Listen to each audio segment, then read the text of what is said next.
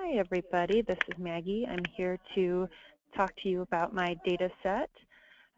We'll give you a brief background about the collection, the state of the collection when I first received it, talk about some of the assumptions that have been made about the collection, and then my progress in the current state from where we're at.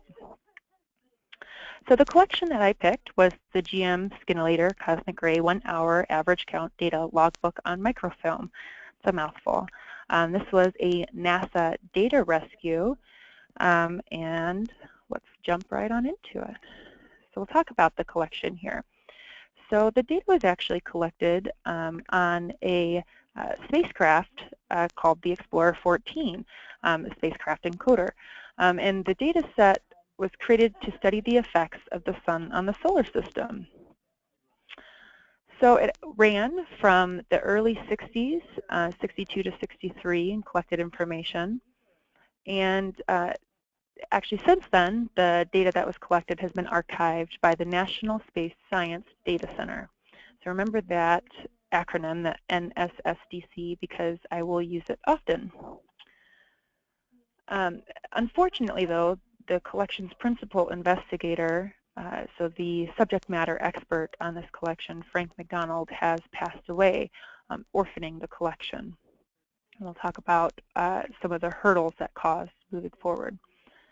The state of the collection when I received it. So the data was produced on an IBM 7094, which I knew very little about before this project and had to do some research. At the time, there actually was no standard character set like ASCII, and we'll talk about the problems that that caused. But so the space encoder output information, and it was produced on this IBM. It was supplied on magnetic tape and written in binary code, which I don't know about you, but I'm not all that familiar with binary code, so we'll talk about how that affects our collection needs or our curation needs. And unfortunately, there's no known format description, so when I discuss some of the hurdles later on, it'll tie back into this concept. So some of the assumptions that we've made about the collection. So like I said, the PI, the principal investigator, has since passed away. So these assumptions were passed on from my new contact at NASA, Robert Candy. That's exactly what they are, assumptions, because it's unknown for sure.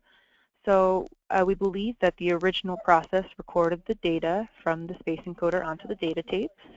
The data then was separated using the IBM, and eventually a copy of that data was made for the NSSDC to archive. Then we know from some notes, which I'll talk about in a second, the NSSDC made copies onto new 9-tracks and 3480 cartridges, and I believe that this was just for redundancy purposes. At each step, the NSSDC created some note pages, and they would append them into the files, possibly for filing purposes or for provenance, but basically what these PDFs included, these notes, were descriptions about what the collection was, so the number of tracks that were included, and it was output in binary, etc. So recently, rather than trying to duplicate the tapes again, and once again, I'm going to iterate that I don't have times for these or dates because we're assuming that this was the process that took place. But the NSSDC sent the tapes to a scanning company for scanning instead of trying to reduplicate them for preservation. So when we talk about what was included within the data collection, when I first received it, there was an XML file, a PDF, and 2 FIS files.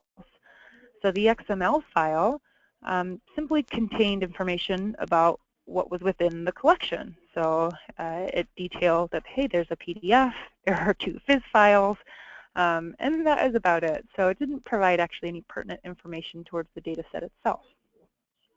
That PDF that was included within the data set was what I had explained the previous slide, those notes from the NSFDC. And then there were these two FIS files. I don't know if any of you had heard of a FIS file before this, but I certainly hadn't. So I had to do some research. And what I found out was, or what I had assumed at first, was that the extension was associated with the original Apple II. So I reached out to a couple of the original Apple II engineers, but they hadn't heard of this file type. So I went back to the drawing board, and then I reached out to a few more contacts, the Standard History of Science and Technology, and also NIST, and they didn't know anything. So at this point, I was pretty stumped. Fortunately, though, I was able to reach out to my new contact, Robert Candy at NASA, and we discovered that the FIS file extension is actually an arbitrary name for the binary file that was created by that scanning company that the NSFDC used. Here's an example of that if you look at the end of the sentence. But the file names of the tapes, again, they're arbitrarily created, but they detailed that it was a restored magnetic tape, which is what that DR indicated. That was followed by the tape number and then the file number of the tape. So again, didn't mean much to the data set itself. It was just a way to identify the file. So here's what we discovered. Since the data set was created in the 1960s, the concept of having that standard file extension didn't exist because there were no pre-existing software programs that generated standard formats. So this FIS file was arbitrary because there wasn't a program to generate a standard format, if that makes sense. So for example, we have Excel to generate those XSLS files and the CSVs. We have Word or word processors to generate a doc file, and PDF creators like Adobe to generate PDFs. So in the 60s, that was like we had mentioned before, that there was not a standard character set like ASCII. There was also not a pre-existing software program to create these standard file extensions. That actually didn't happen until about the 80s, so all these file extensions were custom. So trying to figure out, again, what this file extension meant was just a waste of our time. So now let's talk about the curation needs of the collection. So first, what we need to do is get text descriptions on how the data is organized. Then we would need to write a program. I'm familiar with Python, so that's what I would use to read the data within those FIS files and compare them to the limited information that we have, the printouts, and output them in ASCII or a standard character set. And then the metadata would need to be applied to that documentation. So let's talk about that second hurdle that I had alluded to earlier about no known format. So while we were able to get the NSFDC to make PDF scans of the first few pages of the two microfilm data sets, and we were able to determine a format description from a second binary file, but not from the first one. So because file formats are the key to understanding what the data is, if we're not able to recover that file, format information, then I won't be able to create a program with Python to properly read the data. So this is where we're left. So the contact at NASA, Robert, thinks that this data set is actually a hopeless cause and that another would be more rewarding, and those are his words, not mine. Unfortunately, he's been out of contact since 3/23, hoping on vacation, so we haven't been able to revisit this conversation, maybe go in a different direction or pick a different data set.